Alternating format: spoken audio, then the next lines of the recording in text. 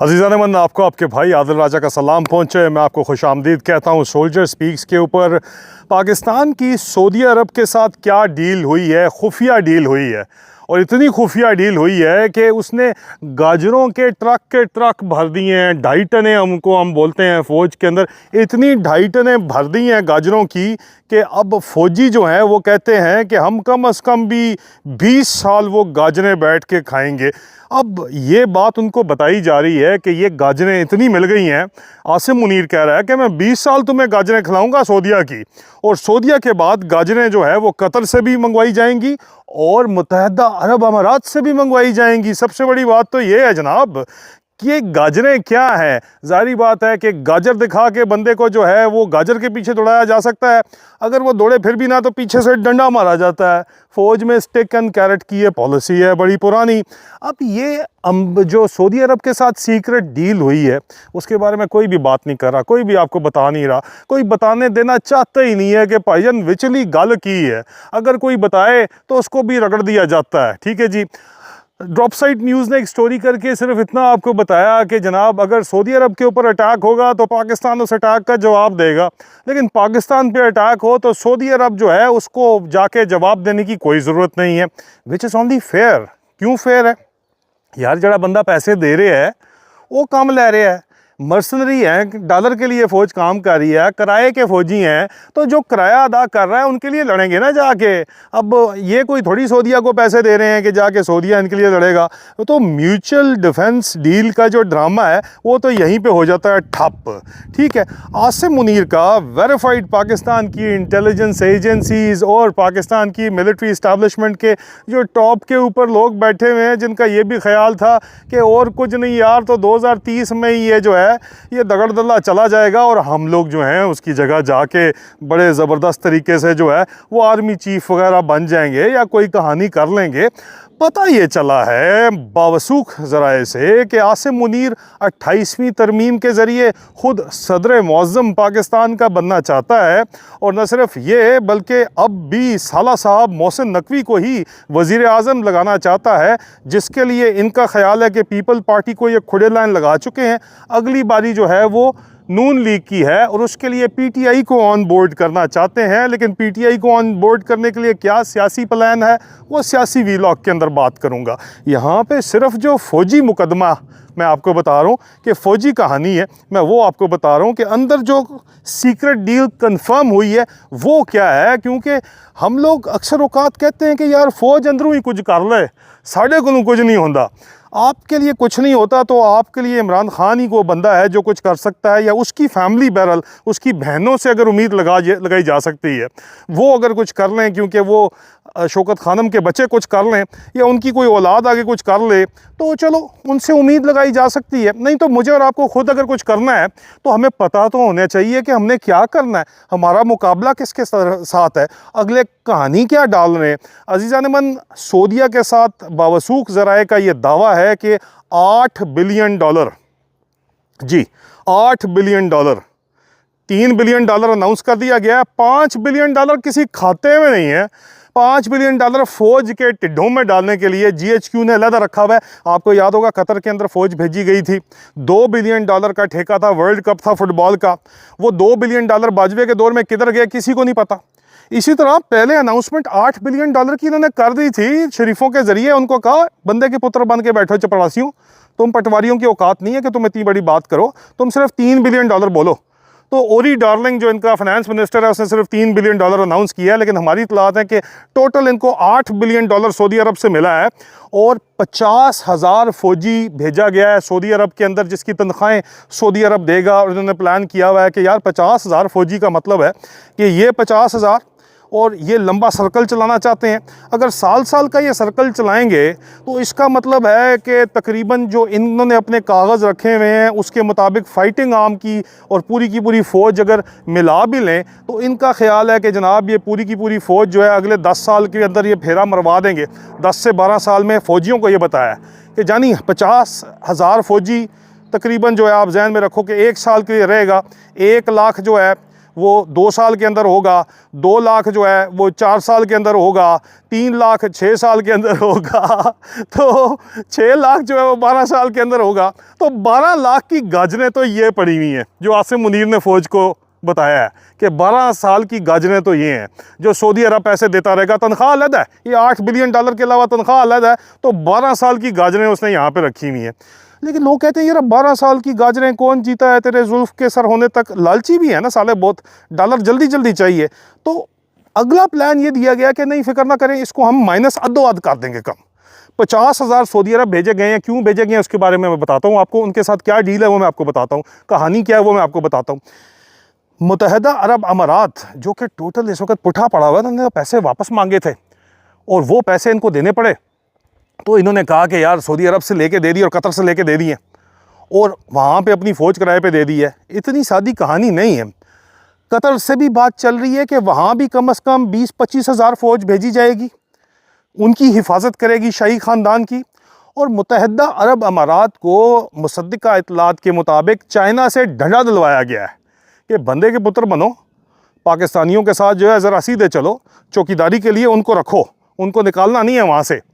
तो मुत्तहिदा अरब अमारात से उम्मीद ये की जा रही है कि 20-25 हज़ार वो मंगवाएंगे, तो मतलब 1 लाख फ़ौज जो है वो किराए के ऊपर जाएगी। और 1 लाख फ़ौज अगर साल साल भी रहेगी तो हो सकता है ज़रा ज़्यादा कर दें, क्योंकि साल साल रखते नहीं है उनको, ज़्यादा प्री डिपार्चर फॉर्मेलिटीज़ और इस चक्कर के अंदर उनको ज़्यादा लंबा रखना चाहेंगे ये। वैसे नॉर्मली 3 साल की डिप्लॉयमेंट सऊदी अरब के अंदर इस वक्त है, तो ये उनको जो है ना ज़रा लंबा रखना चाहते हैं, लंबी कहानी डालना चाहते हैं। लंबी कहानी में क्या करेंगे ये आपके ख्याल के अंदर? लंबी कहानी ये भी करेंगे कि कम अज़ कम भी आसिम मुनीर का प्लान है कि पुतिन बन के, पुतिन टाइप, रशिया वाले टाइप का ये समझता है कि मैं पुतिन बनूंगा। असल में पुतिन वाला तो इसका सीन नहीं है, किम जॉन अन है जिसका जिसका आप अन की जगह आगे लाम लगा दो तो वो ये है, ठीक है। और ये नॉर्थ कोरिया बनाएगा। चाइना ने तो कोई प्रॉब्लम नहीं नॉर्थ कोरिया बनाने, तू भाई जी वो कहते हैं बना ले, नॉर्थ कोरिया बनाना है। अमेरिका से प्रॉब्लम है। ईरान के साथ अगर इनकी डील फाइनलाइज हो जाती है तो फिर अमेरिका भी ऑन बोर्ड आ जाएगा और 28वीं तरमीम इसको करने देगा। इसका ख्याल है कि जरदारी पार्टी इसने खुड़ेदान लगा दी है, तो अभी शरीफों की अगली बारी है, जिसके लिए ये खड़ा कर रहा है पीटीआई को। पीटीआई में जो खंबे हैं जो इमरान खान ने खड़े किए हैं, उन खंबों पे झंडे जो है वो अस्करांडू ब्रिगेड जो है वो GHQ लगाने की तैयारी कर रहा है पूरी की पूरी। समझे कहानी आप? और उनके ज़रिए जो है ये नून लीग को काउंटर करेंगे। क्यों? क्योंकि यार 28वीं तरमीम के लिए सादी सी बात है, 2/3 मेजॉरिटी चाहिए ना। वो 2/3 मेजॉरिटी जो है वो अपने हाथ पैर काट के तो ना पीपल पार्टी देगी ना नून लीग देगी, क्योंकि उनके सरों के ऊपर जो है वो बैठे हुए हैं, जो उन्होंने अपने बनाए हुए हैं प्रधान बनाए हुए हैं, जो मोरसी सियासत चल रही है। बस एक पीटीआई के अंदर मोरसी सियासत के नाम के ऊपर क्योंकि नहीं है फिलॉसफी इमरान खान की, तो वो चाहते हैं कि पीटीआई को यूज़ किया जाए और तोड़े जाएं बंदे, पीपल पार्टी से ही आज़ाद तोड़ लिए जाएं, कोई मसला नहीं है इतना बड़ा। वो तोड़ के जो है ये 2/3 मेजॉरिटी रल्लू कट्टा टाइप प्रोग्राम करके 28वीं तरमीम जो है वो पूरी कर दी जाए। और ये बाबे जो बैठे हुए हैं, मास्टर सईद टाइप बाबे, जनरल सईद पार्टी और ये सारे नज़ीर भट्ट वाले जो है बैठे हुए हैं, ये समझते हैं कि हमें वज़ीर आज़म की वैसे तो कोई ज़रूरत ही नहीं है, लेकिन हमें पपट वज़ीर आज़म चाहिए, और वो मोहसिन नकवी से अच्छा इस वक्त है कोई नहीं। और इस वक्त मशूक़ आज़म को भी खड़काई जाएगी सारी की सारी, और तमाम प्रोविंशियल गवर्नमेंट भी ये फिर पूरा 100% कंट्रोल कर लेंगे। और ये क्या आज से पहले नहीं हुआ? क्यों नहीं हुआ? PML काफ किसने बनाई थी? मुशर्रफ ने बनाई थी। चली थी? नहीं चली थी? बिल्कुल चली थी। IJI इसी नवाज शरीफ से बनवाई गई थी। जुनेजो साहब को ला के जो है वो ज़िया-उल-हक ने क्या कहानी चलाई थी? यही चलाई थी ना सारी। तो वही दोबारा सिस्टम 20 साल के लिए लाना चाहता है, लेकिन उसकी सिस्टम की जो जड़ें हैं, जो बुनियादें हैं, वो बंदूकें हैं। और बंदूकों को क्या चाहिए? डाल चाहिए। मैनू डॉलर दिखा, मेरा मूड बने। तो डॉलर जो है वो सऊदी अरब से इन्होंने अरेंजमेंट कर ली है, और मज़ीद अरेंजमेंट जो है वो कतर से और मुत्तहिदा अरब अमारात से करना चाहते हैं, ताकि 2.5 टन मज़ीद गाजरों की ट्रकों से भरी जाएँ और फ़ौजियों के मुंह के अंदर तुनी जाएँ, ताकि ये बोलन जोगे ना रहे। फिर पीछे रिटायर्ड लोग रह जाते हैं। वो भाई रिटायर्ड लोगों के लिए भी जो है, क्योंकि जब फ़ौज पावर में होती है तो वो मुशर्रफ दौर देख लो आप, ज़िया-उल-हक दौर देख लो, सिविल डिपार्टमेंट में से सिविलियन को खुले लाइन लगा के नौकरियां रिटायर्ड फ़ौजियों को मिलती हैं, तो उनको दी जाएंगी। वैसे भी रिटायर्ड फौजी जो हैं वो आजकल टाई चेन कर रहे हैं, टाई चेन के अलावा उनका कोई काम नहीं है। टाई चेन और ताकत की गोलियां पहले खाते थे, अभी से उनका ख्याल है टाई चेन तू खलो जाएगा। तो वो खलो के पूरी कौम के देने के चक्कर के अंदर है ना, असल कहानी ये चल रही है। तो अगर आपने इनसे उम्मीद लगा के बैठी हुई है तो वो मत रखें। अब आ जाएं कि अंदर खाते कहानी क्या है, अंदर खाते डील क्या है, व्हाट इज़ द डील के जी, डील विद द डेवल तो नहीं कहना चाहिए, जो खादिमुल हरमैन अल शरफैन वाली कहानी है वो क्या है। एयरफोर्स की F-16 और जो डिप्लॉयमेंट है JF-17 टाइप की, वो सिर्फ दिखाने के लिए जो है वो प्रिंस अब्दुल अजीज़ बेस में स्ट्रेट ऑफ हॉर्मज़ के ऊपर रखी गई है ईरान को दिखाने के लिए, ठीक है। ईरानियों ने इसलिए आज इनको इनकी असलियत दिखा दी है। इनके कपड़े कल इन्होंने उतारे हैं जो उन्होंने स्ट्रेट ऑफ हॉर्मज़ दोबारा बंद कर दी है, ठीक है। ईरान के अंदर लोग कह रहे हैं कि अरमची ऊपर मिलके जो ये सिविलियन मिलके जो ड्रामे कर रहे हैं वो करते रहें। ईरान की जो हार्ड लाइनर्स हैं जो असल कंट्रोल कर रहे हैं, जो मुश्तबा खमनई हार्ड लाइनर था, इसीलिए अली खमनई जो शहीद है वो नहीं चाहता था कि उनका बेटा आए, क्योंकि वो बहुत ज़्यादा हार्ड लाइनर है, मज़ीद ज़्यादा हार्ड लाइनर है। तो उसने ज़ाहिरी बात है उसकी मर्ज़ी के बगैर जो है वो ईरानियन रिपब्लिकन गार्ड कोर तो ये काम नहीं कर रही, उन्होंने फिर स्ट्रेट ऑफ हॉर्मज़ के अंदर खड़काना शुरू कर दिया सबको। कल की लाइव स्ट्रीम आप देख लें जो यहाँ पे पड़ी हुई है, उससे आपको बात क्लियर हो जाएगी। तो यहाँ पे जो कहानी है प्लीज़ समझने की कोशिश करें। कहानी जो है वो बड़ी यहाँ पे ये चक्कर नहीं है, ये घन चक्कर है जो बना हुआ है। और आसिम मुनीर इस घन चक्कर के अंदर अगर पुतिन बनना चाह रहा है और पुतिन की जगह बनेगा तो किम जोंग, आपको पता ही है क्या बनेगा, वो बनेगा। तो इस सूरत हाल के अंदर आपका और मेरा और हमारी फैमिलीज़ का जो पीछे पाकिस्तान में उनका क्या बनेगा। आपको पता है नॉर्थ कोरिया में क्या होता है? नॉर्थ कोरिया में सुप्रीम लीडर के खिलाफ सुप्रीम लीडर के खिलाफ अगर कोई हरकत की जाए तो सुप्रीम लीडर जो है वो उसके पास एक्सट्रीम कैपिटल पनिशमेंट होती है, वो लोगों को खड़का सकता है, खड़का देता है। तो ये सुप्रीम लीडर बनना चाहता है। अब अगर ये सुप्रीम लीडर बनना चाहता है तो हमारा क्या कसूर है? हमने किस खोती को हाथ लगाया हुआ है कि हम इस फौज की गाजरों के पीछे जो है वो पूरा मुल्क रगड़वा दें? मुल्क को क्या मिलना है आपके ख्याल में? मुल्क को जो बेचा जा रहा है वो ये बेचा जा रहा है। अच्छा पहले सऊदीया वाला ख़त्म कर लें। सऊदीया को एक तरफ तो ईरान को धमकी दी गई है, दूसरी तरफ यमन के बॉर्डर के ऊपर 2 ब्रिगेड भेजे गए हैं 25 मैकेनाइज्ड डिवीजन से। एक इंडिपेंडेंट इन्फेंट्री ब्रिगेड ग्रुप है और एक इंडिपेंडेंट आर्मर ब्रिगेड ग्रुप है। वो दोनों जो ब्रिगेड ग्रुप्स होते हैं जी वो खुद इन इटसेल्फ पूरे डिविजन्स हैं। उनको भेजा गया वहाँ पे, उनको भेज के क्या कहानी उनसे डलवाई जा रही है? उनसे ये कहानी डलवाई जा रही है अजीज़ामन के यमन से अगर हमला होता है, मतलब ईरान अगर हमला सऊदीया के ऊपर उसको लेवरेज चाहिए तो या तो वो डायरेक्ट करेगा हमला, ठीक है। उसके लिए तो उनको पता है कि मिसाइल तो पाकिस्तान के पास कोई टेक्नोलॉजी नहीं है। फिर पाकिस्तान ने एंटी ड्रोन जो अपने मैयर्स हैं वो भी उठा के जो इनकी न्यूक्लियर फैसिलिटीज़ पे लगी हुई थी वो भी जाके इन्होंने रियाद के आसपास लगाए हैं सऊदी गवर्नमेंट के लिए। डॉलर चाहिए ना, डॉलर दिखाओ तो पाकिस्तान जाए बाहर में। तुम लोग सारे के सारे अपने आप को क्या समझते हो? जो डॉलर देगा उसके लिए काम होगा, ठीक है। अगर तुम्हारे नाम के ऊपर डॉलर IMF देता है तो फिर तुम्हारे साथ भी कर लेंगे सिस्टम जो है तुम्हारे दिफा मिफा का कर लेंगे। नहीं देता तो यार तुम जाने, अपना काम जाने, उनको जहाँ से डॉलर आ रहा है उन्होंने वहाँ पर जाना है, ठीक है। तो दूसरी तरफ यमन वाली साइड के ऊपर जो इंडिपेंडेंट आर्मर ब्रिगेड ग्रुप और इंडिपेंडेंट इन्फेंट्री ब्रिगेड ग्रुप को लॉन्च किया गया है, वो किस लिए लॉन्च किया गया? वो इसलिए लॉन्च किया गया है कि जो सिचुएशन है वो बड़ी सिंपल सी है कि अगर यमन से इजराइल ये अटैक करते हैं जाके, पहले चूरन ये बेचा गया है कि जनाब ये तो इसराइल के सेंटर के कि UAE और इसराइल जाके अगर पंगा लेता है यमन से और सऊदीया पे अटैक होता है तो ये इजराइल के ख़िलाफ़ डिप्लॉयमेंट है और UAE के ख़िलाफ़ डिप्लॉयमेंट है, जो कि टोटल बकवास है। Because it simply doesn't make any sense. Because Yemen में अगर हूती अटैक सऊदी अरब के ऊपर करते हैं, जो पहले भी कर रहे थे, सऊदी शहजादे भी इसके अंदर रगड़े गए थे, तो वो करेंगे ईरान के ऊपर अगर ये अमेरिका के साथ मिलकर पंगा करेंगे तब। तो उस सूरत में पाकिस्तान की फ़ौज जाके जो ग्राउंड के ऊपर है वो हूतियों के ख़िलाफ़ यमन में एंगेज करेगी, और दूसरी तरफ जो है वो आप देख लीजिए कि ज़ाहिर बात है कि ईरान के ख़िलाफ़ इन्होंने एंगेज होना है। तो बेसिकली इन्होंने डॉलर के लिए लड़ना है अमेरिका के बिहाफ के ऊपर और अमेरिकन के अलाए सऊदी अरब के बिहाफ के ऊपर। और यार तुम खादिमुल हरमैन शरीफैन का जो ड्रामा कर रहे हो, अगर वाकई है ये कहानी, तो जाओ ना फिर मक्के मदीने के अंदर डिप्लॉयमेंट करो। नहीं, लेकिन मक्के मदीने में उम्रा करने जाएंगे, आप फिक्र ना करें, पूरी टब्बर को उम्रे कराएंगे, साल में 12 उम्रे पूरे ख़ानदान को सरकारी ख़र्च के ऊपर, VIP प्रोटोकॉल। आम तो मज़दूरों को वहाँ पे डॉक्टर भी हैं, वहाँ पे सऊदीया की बैकबोन है पाकिस्तानी, ठीक है।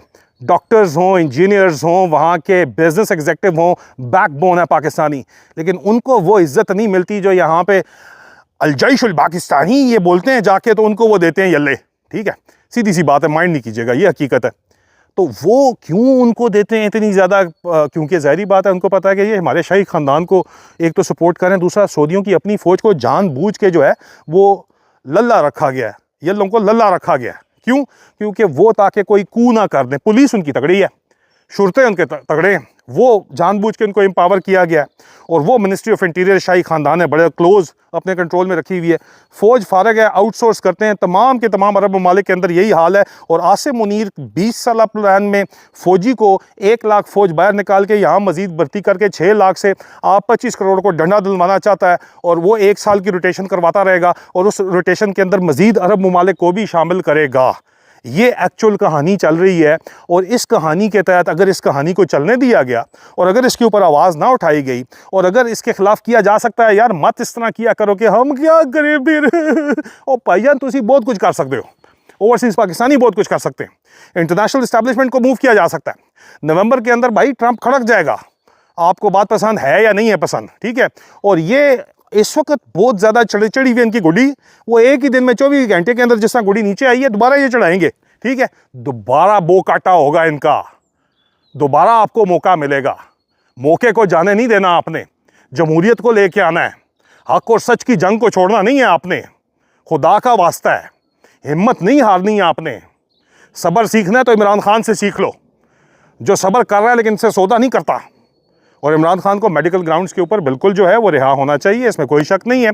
और इसके लिए इंटरनेशनल मूवमेंट चलाने की बहुत ज़्यादा इशद ज़रूरत है, चल भी रही है। उनके बेटों ने ITV को डे बिफोर यस्टरडे इंटरव्यू दे के यही बातचीत की है।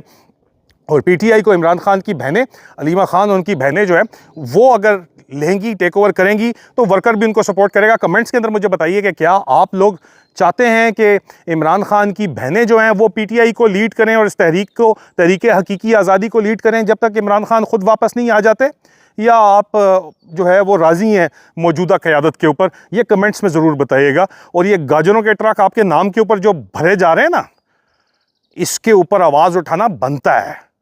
इस वीडियो को शेयर कीजिए, चैनल को सब्सक्राइब कीजिए। बहुत जल्द दोबारा मुलाकात होती है। फ़ी अमान अल्लाह।